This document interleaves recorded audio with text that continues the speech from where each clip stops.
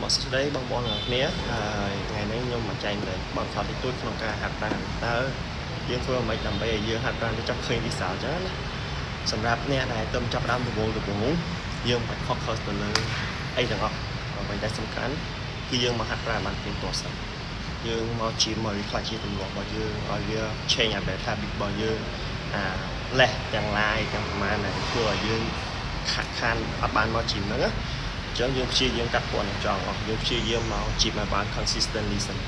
แล้วไปได้ยังจับดามมาหลายหัดร้านบ้านเตียงตัวเธอยังจับดามหัดตึ๊ยังจับดามสบายเรียนกายยังจับดามพลังจิตมุนให้กาโฮบ่อยืงวิชาจิตมุนรำเลียฮะบ่อยืงก็วิเรื่องจิตมุนวิเธอสอบเพียบยังอ่อนจังวิกัดถอยสตรักยืงวิเธอยังกินรู้สูงให้nóไปได้ยังหัดร้านยังกับเพลชียังมันแต่บ้านเฉินท้องสำหรับมันเลยใสยังเถยยามตึก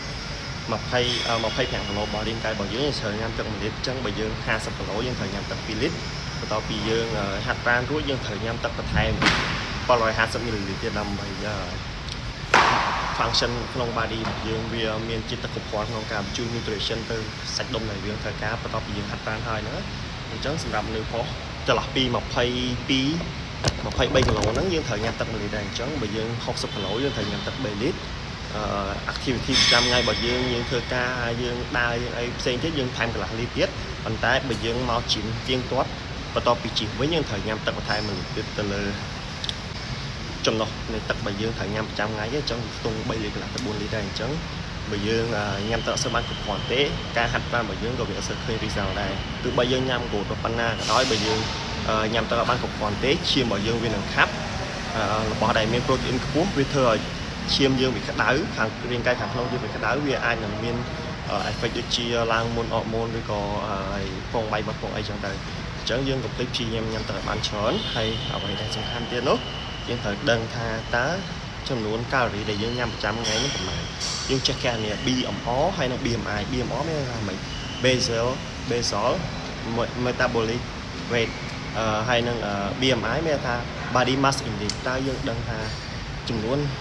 body mass របស់យើងវាមានប្រមាណខ្លាញ់យើងមានប្រមាណសាច់ដុំយើងមានប្រមាណហើយ metabolic rate របស់យើងហ្នឹងចំនួនប្រមាណកាឡូរីនៅក្នុងមួយថ្ងៃគេមាន formula មួយដើម្បីកែរនីក្នុងការស្វែងរកតើយើងត្រូវញ៉ាំប្រមាណកាឡូរីក្នុងមួយថ្ងៃចន្លោះកម្ពស់យើងប៉ុណ្នេះគីឡូយើងប៉ុណ្នេះ activity យើងប៉ុណ្នេះអញ្ចឹងណាអញ្ចឹងបើបងប្អូនចង់ដឹងពី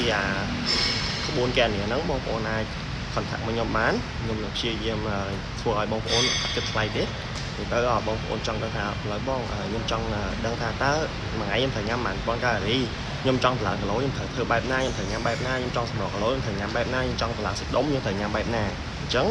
បងប្អូនអាច inbox មកខ្ញុំបាន contact មកខ្ញុំបានទាំង TikTok Instagram Facebook អីហ្នឹងបងប្អូនអាចឆាតមកខ្ញុំបានអរគុណអ្នកនរគ្នាបាយបាយជួបគ្នាថ្ងៃស្អែក